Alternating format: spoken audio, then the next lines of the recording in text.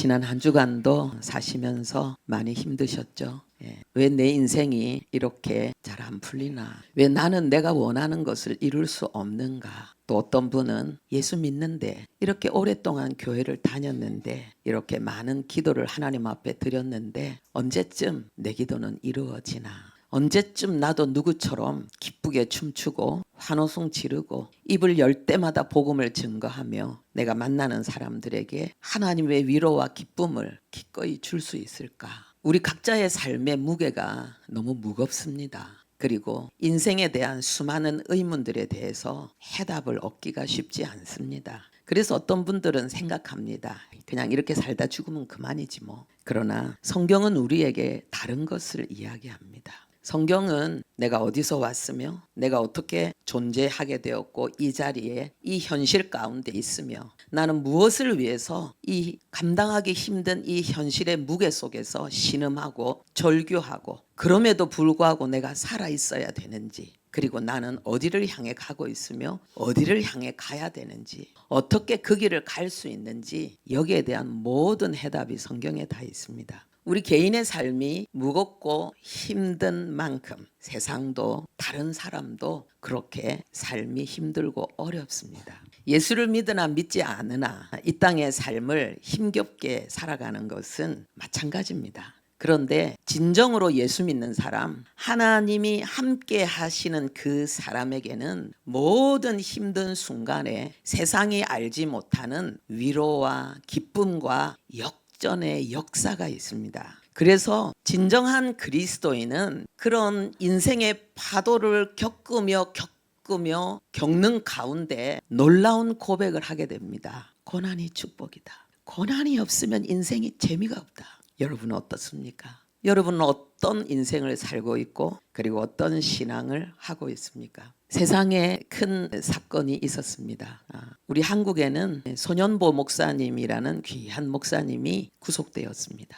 포승줄에 묶여서 어디를 가는 그 모습을 본 사모님의 고백이 있었습니다. 그분이 뭘 잘못했습니까? 벌금 100만 원만 물면 끝날 그런 선거법을 위반했는데 왜 구속합니까? 왜 목사님을 구속합니까? 법적으로 합당하지 않는데 왜 이런 일이 일어납니까? 미국에서는 찰리 커크라는 한 젊은이가 총에 맞아 목숨을 잃었습니다. 그가 운명을 달리한 이유는 태아의 생명이 소중하다는 걸 외쳤기 때문입니다. 하나님은 남자와 여자라는 두 성별을 주셨기 때문에 내가 남자가 되고 싶고 내가 여자가 되고 싶다고 해서 우리는 여자가 되어서 여성들이 누리는 그 삶의 자리에 막 뛰어들어가서는 안 된다. 생물학적인 남자가 나는 여자다라는 자기의 판단으로 여자들의 경기 속에 들어가서는 안 된다. 그렇게 샤워실을 이용해서는 안 된다. 그것은 수많은 사람들에게 고통과 불편함을 주고 기회를 빼앗아 가는 것이다. 이것을 외쳤습니다. 그래서 그 반대 의견에 있는 한 청년이 단 한 발의 총성으로 그 생명을 잃게 했습니다. 그는 18살 때 미국이라는 이 사회가 하나님의 가치, 하나님의 질서에서 벗어나고 있는 모습을 보고 이래서는 안 된다. 그래서 그는 터닝포인트 USA라는 단체를 만들었습니다. 그리고 올해 그는 31살, 32살입니다. 두 아이의 아버지입니다. 둘째는 이제 1살입니다. 이 사람이 목숨을 잃었을 때에 많은 사람들이 슬퍼하고 당황스러워하는데 어떤 사람은 전혀 다른 이야기를 했습니다. 그가 평소 때 강경하지 않았느냐. 그런데 놀랍게 그의 죽음에 대해서 비판적으로 부정적으로 의사를 표현하는 사람들, 공개적으로 이야기하고 SNS에 글을 올리는 사람들은 미국 사회에서 직장을 잃고 질타를 받고 있습니다. 우리가 생각이 다를 수는 있다. 그러나 그것으로 인해서 폭력이 정당화될 수는 없다. 이것이 미국에 있는 모든 사람들의 지성인들의 판단으로 드러나고 있습니다. 근데 우리나라는 어떻습니까? 한 연예인이 명복을 비는 고이 잠드소서라는 그 찰리 커크에 대한 그 죽음에 대한 애도의 뜻을 표했는데 단 몇 시간 만에 그것을 삭제했습니다. 왜요? 비난이 너무 많이 나와서. 그 애도에 대해서 그 사람이 주장했던 그 논리에 편승하는, 그것을 인정하고 긍정하는 그런 태도로 공격을 받은 것입니다. 우리나라가 얼마나 어두운지, 기독교 신앙인이 그 신앙의 양심을 가지고 살아가기에 얼마나 척박한 상황인지 단적으로 보여주고 있습니다. 우리가 해야 될 일이 많다는 것입니다. 그리고 그것은 기회입니다. 하나님이 우리에게 어떤 걸 요구하시는지 물어볼 수 있기를 바랍니다. 여러분, 지금 몇 학년들이신지 모르겠어요. 나이를 물어보면 나 2학년 몇 반, 3학년 몇 반 이렇게 이야기하는데, 우리가 지금 독서운동하고 있는 이 책의 저자는 헨리 스쿠걸입니다. 이 사람은 27세의 생을 마감했습니다. 그런데 위대한 고전, 기독교 역사에 지금까지도 영향을 끼치고 있는 자기 자신의 아름다운 신앙 고백을 이루어냈습니다. 27세에 이 땅을 떠났을 때 그의 장례식에서 이렇게 말했습니다. 인생의 수명은 얼마나 오래 살았는가로 측정될 것이 아니라 세상에 보냄받은 목적을 얼마나 이루었는가로 측정되어야 한다. 그는 짧지만 오래 살았고 28세의 노인으로 죽었다. 28세의 노인이 있습니다. 28세밖에 안 되지만 성숙하고 알차고 자기 생의 목적을 완수한 사람이 있습니다. 그렇게 이 세상을 떠나는 사람이 있습니다. 하나님이 그 일을 행하신 것입니다. 찰리 커크가 31세에 이 세상을 떠났지만 그도 31세의 노인으로 이 세상을 떠났습니다. 우리는 오늘 살아 있습니다. 우리에게는 나이가 있습니다.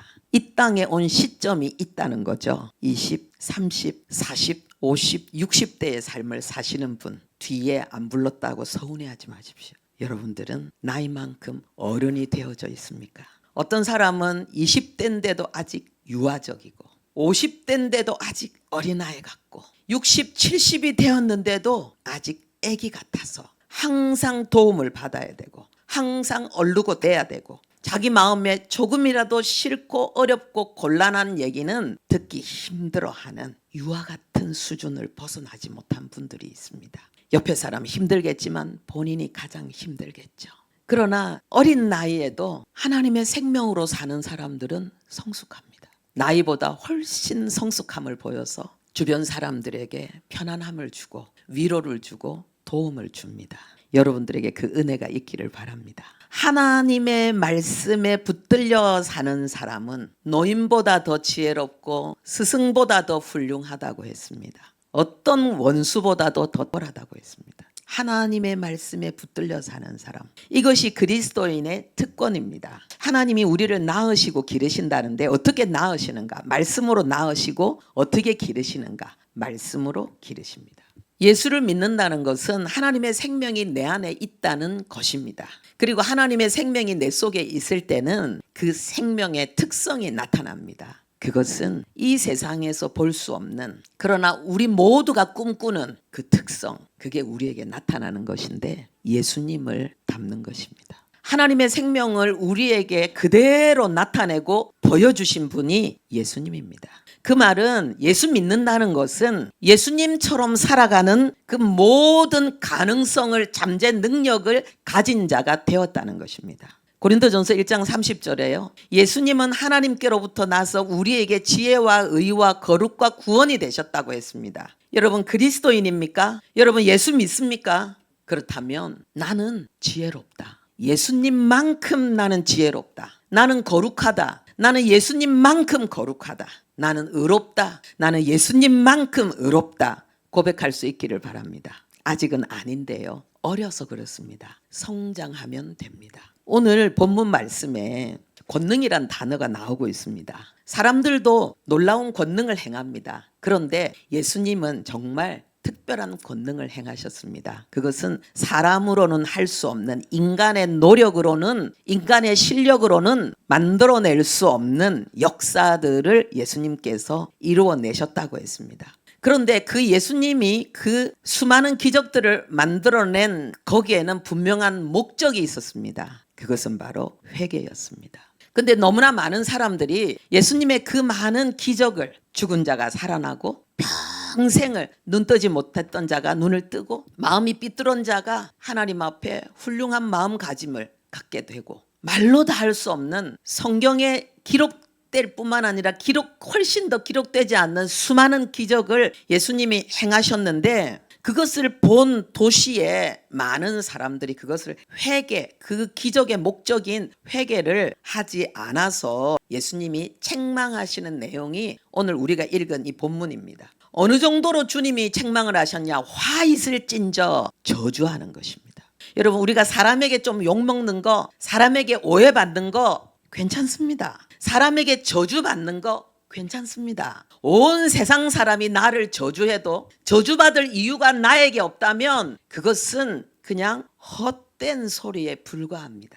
여러분에게 어떤 영향을 끼치지 못합니다. 그러나 하나님이 나를 저주한다면 그것은 어느 시간이 지난 다음에 여러분의 삶이 됩니다. 하나님이 여러분을 축복하셨다면 그것은 어느 시간에 여러분의 삶이 됩니다. 여러분의 인격이 되고 여러분의 삶 전부가 됩니다. 그런데 하나님이 저주하셨다면 어느 시간이 지난 다음에는 그것은 여러분의 전 존재와 전 인생이 될 것이고 하나님의 저주를 끝낼 수 있는 이유가 더 이상 없기 때문에 그것은 여러분의 영원한 미래가 될 것입니다.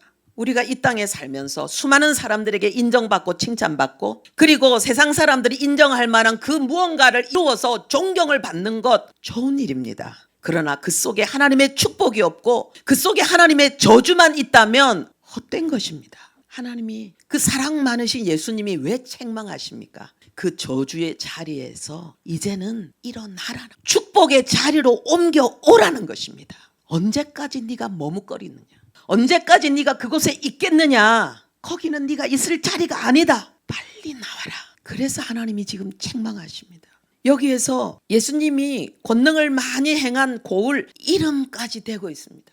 하나님은 울산을 아십니다. 하나님은 대한민국을 아십니다. 하나님은 부산도 알고 있고 여러분의 고향 이름도 알고 있고 더 중요한 것은 하나님은 여러분의 이름을 알고 있습니다. 여러분이 태어날 때 어디에서 태어났고 여러분이 5살째 어디에 있었고 어떤 상황 속에 살았고 여러분이 20살 때는 여러분이 어떤 도시에서 어떤 삶을 살았고 뿐만 아니라 여러분의 미래에 여러분이 어느 도시에 있게 될 것을 여러분이 어떤 현 속에서 살아갈 것을 하나님은 다 알고 계십니다. 근데 하나님이 그 도시를 이름하실 때 저주가 아니라 축복이 되기를 바랍니다. 오늘 저주받은 이름이 있습니다. 고라시나 벳세다야. 그리고 그 밑에 23절에는 가버나우마.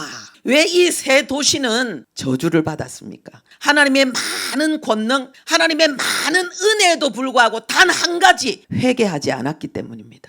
이 고라신, 벳세다, 이 가버나움은요 도시입니다. 예수님이 태어나서 예수님이 어린 시절을 보낸 베들레헴에서 태어나셨지만 예수님이 어렸을 때부터 생활했던 그 곳은요 나사렛 깡촌이었습니다. 깡촌, 산골이었어요. 그런데 이 고라신, 벳세다, 이 가버나움은요 항구 도시였습니다. 갈릴리 바다가 큽니다. 근데 바다가 아니고 호수인데 너무 커서 바다라고 합니다. 그런데 여기는 얼마나 고기가 많은지 그냥 물 반 고기 반. 그래서 그 해안에 사는 사람들은 전부 부자입니다. 이들은 윤택하게 살았습니다. 많은 것을 소유한 자들입니다. 삶이 행복했습니다. 그런데 그 육신적인 축복에 못지않게 영적인 축복을 받았는데 예수님이 그 도시에서 많은 이적을 행했다 그랬습니다. 가버나움은요 예수님의 사역지입니다. 예수님의 공생애를 시작하실 때부터 평생 동안 거기에 거점을 두고 사역하신 그곳입니다. 그런데 이들은 회개하지 않았습니다. 그러면서 두로와 시돈에서 내가 너희들에게 베풀었던 그 기적을 베풀었다면 그들은 벌써 베옷을 입고 제에 앉아 회개했을 것이다. 이렇게 이야기하고 있습니다. 그러면 도대체 회개가 뭔가? 여기 위에 우리는 20절부터 읽었는데요. 18절, 19절 그리고 그 앞쪽에 보면은 회개하지 않은 자의 특징이 나옵니다. 그것은 뭐냐 하면은요. 마음을 열지 않았다는 것입니다. 하나님께 마음을 열지 않았다는 것입니다. 하나님의 일에, 하나님의 역사에, 하나님의 사람에게 마음을 열지 않았다는 것입니다. 세례 요한이 와서 먹지도 않고 마시지도 않고 이 말이 뭐냐 하면요. 세례 요한이 광야에서 생활했다는 거예요. 우리는 다 일반적인 옷 입고 있습니다. 이상한 옷 안 입었습니다. 근데 세례 요한은요. 그 시대의 일반적인 옷이 아니라 이상한 옷 입고 광야에 있었고 그의 음식도 너무나도 척박하게 이를 데 없는 음식이었습니다. 그러면서 그는 광야에서 외치는 하나님의 소리의 사명을 감당했습니다. 하나님이 어디 계신다고요? 광야예요. 도시가 아니고 문명 세계가 아니고 화려하고 달콤하고 음악이 있고 즐김이 있고 여유가 있는 그런 도시가 아니고 광야에서 사람이 살 수 없는 그 땅에 하나님이 세상으로부터 당신의 세상이고 당신이 만든 세상이지만은 하나님의 자신의 것이지만은 거기에서 배청당하고 외면당하신 하나님께서 고독하고 외롭게 그러나 자기를 버린 그 세상을 향해서 포기하지 않고 다시 손을 내밀고 계신 그 목소리를 내고 계신 그 광야에 계신 그 하나님의 메신저 역할을 세례 요한이 했습니다. 못 먹고 못 입고. 근데 마음문을 닫고 있는 사람은 어떻게 되느냐? 귀신 들린 거 아니야? 왜 저렇게 입어? 왜 저런 걸 먹어? 왜 그렇게 말해? 세례 요한은요, 회개하라는 메시지를 전했습니다. 귀신 들렸다는 거예요. 내 생각에 다르니까. 근데 예수님은 오셔가지고 이제는 사람들과 같이 그 도시에서 그 동네에서 지냈습니다. 음식도 같이 먹고 얘기도 하고 친구가 되어졌습니다. 그런데 가난한 사람, 병든 사람, 손가락질 당하는 사람, 외로운 사람, 모자란 사람, 그런 사람들을 예수님은 품고 그들에게 위로가 되고 힘이 되어주면서 같이 많은 그 즐거움의 시간을 보냈습니다. 그러니까 이번에는 뭐라고 합니까? 맨날 잔치한대. 먹는 게 그래 좋은가 봐. 아이고 그때는 고기가 있었는데 그 고기를 개걸스럽게 먹었대. 옆에 있는 사람들 보니까 아유 뭐 찌질이들이더만. 죄인도 있대. 가늠한 여자도 있대.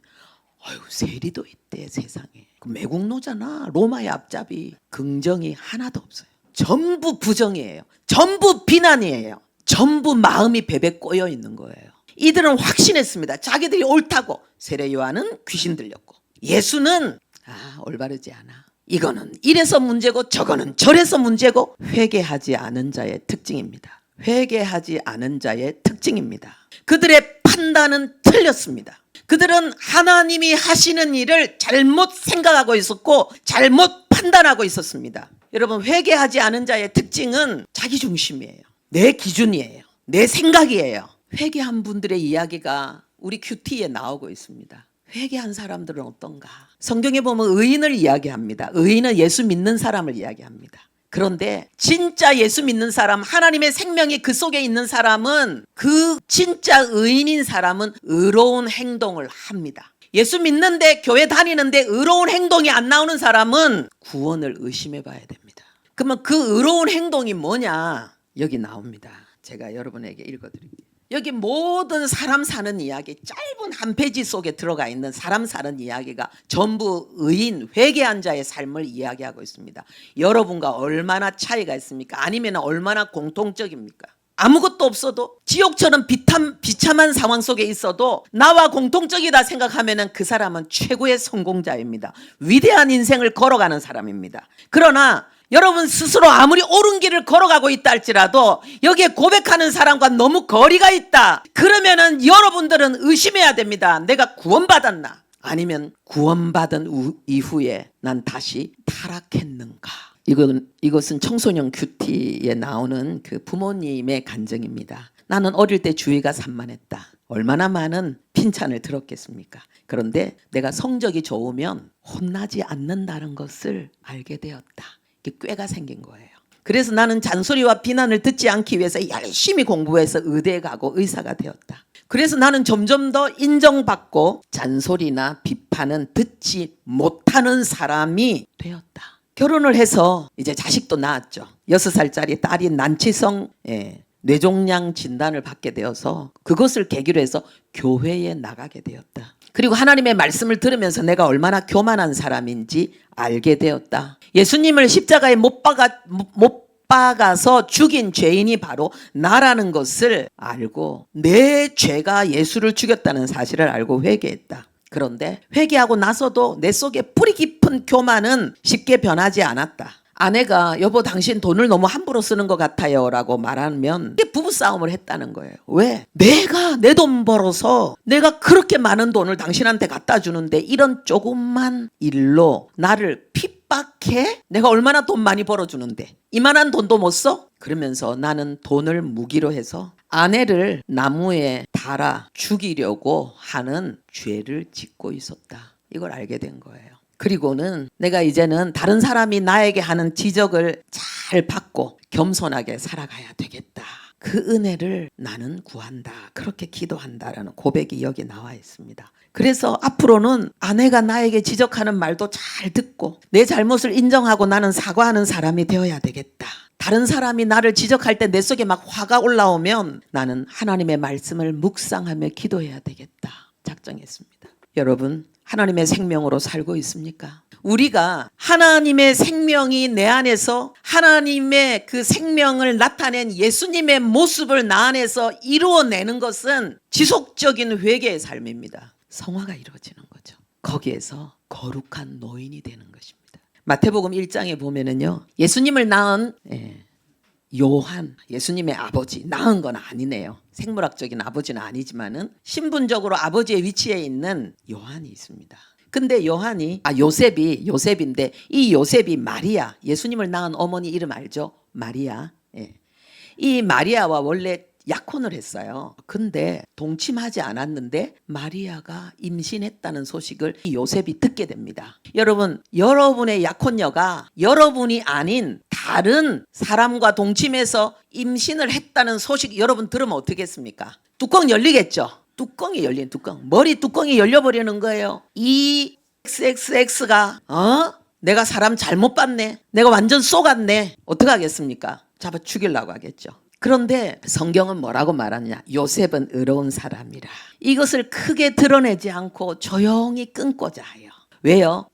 마리아가 왜 이런 상황이 되었을까? 거기에 대해 생각을 깊이 하면서 조용히 끊고자 하여 이 일을 생각할 때에 주의 사자가 꿈속에 이야기를 한 거예요. 하나님이 꿈에 알려주는 거예요. 다른 남자가 아니라 하나님의 성령으로 잉태된 것이다. 왜? 그리스도는 여인의 후손이니까. 이 마리아는 몸만 태만 빌려준 거지 하나님의 생명이 그대로 하나님의 DNA만으로 아담이 난 거예요. 둘째 아담, 첫 아담처럼. 근데 여기에서 뭘 이야기하는가? 이 요셉이요 의로운 사람이라 그를 드러내지 않고 가만히 끊고자 하여 이 일을 생각할 때에 그랬습니다. 생각할 때에. 이 생각할 때라는 이 단어는 반성할 때에 이 말입니다. 반성하는 거예요. 반성. 그래서 그는 영원히 말씀이신 하나님이 이 땅에 오는데 가장 중요한 역할을 하는 자로 영원히 칭송받는 그 축복의 잔을 마신 주인공이 된 거예요.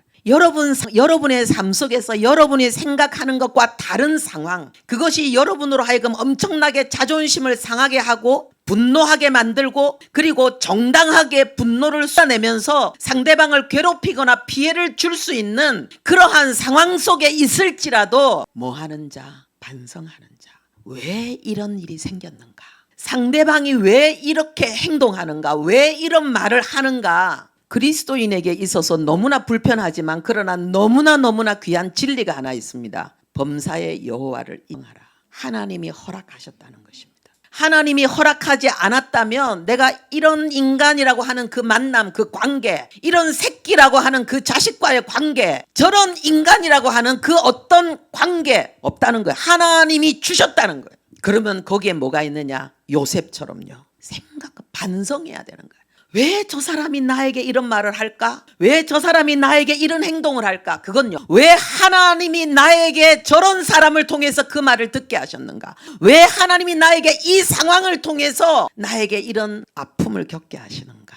이유가 뭔가 하나님의 뜻이 있다는 것입니다. 오늘 우리가 읽은 본문에요. 예수님이 책망하셨습니다. 저주하셨습니다. 분노하셨습니다. 우리 인간이 이 땅에 태어나서 죽을 때까지 가장 중요한 숙제가 있습니다. 그 숙제를 해야지 성공한 인생, 위대한 인생이고 그 숙제를 하지 못하면은 아무리 성공해도 실패한 인생입니다. 그 숙제는 뭐냐? 하나님 만나는 것입니다. 하나님 아는 것입니다. 왜요? 우리는 하나님으로부터 왔기 때문에. 여러분, 이 땅에는 천륜이라는 것이 있습니다. 천륜을 어기면 폐륜이 됩니다. 하나님을 모르는 것은 폐륜입니다. 여러분, 어떤 죄에 대해서 여러분이 치를 떱니까? 오랜 세월 동안 지금도 용서하지 못하고 용납하지 못하고 여러분들이 분노하고 있는 그 죄가 무엇입니까? 사람마다 그 죄가 있습니다. 그래서 용서하지 않는 사람이 있습니다. 화목하지 못하는 사람이 있습니다. 하나님의 저주 가운데 있는 거죠. 그런데 이 세상에 여러분들이 생각하는 가장 큰 죄보다 더 큰 죄가 있습니다. 어떤 사람은 살인을 큰 죄로 여깁니다. 어떤 사람은 간음을 큰 죄로 여깁니다. 어떤 사람은 강도짓한 것, 거짓말한 것, 하나님 이런 것들을 여러분 각자가 분노하는 죄가 있습니다. 어떻게 그럴 수 있어? 근데 그보다 더 큰 죄가 있습니다. 그 모든 죄로 인해서 영원히 죽어야 될 우리, 하나님의 영광과 빛 가운데 나가지 못할 나를 위해서 독생자 외아들을 십자가에 못 박고 내가 너를 용서한다. 내가 너를 용서한다.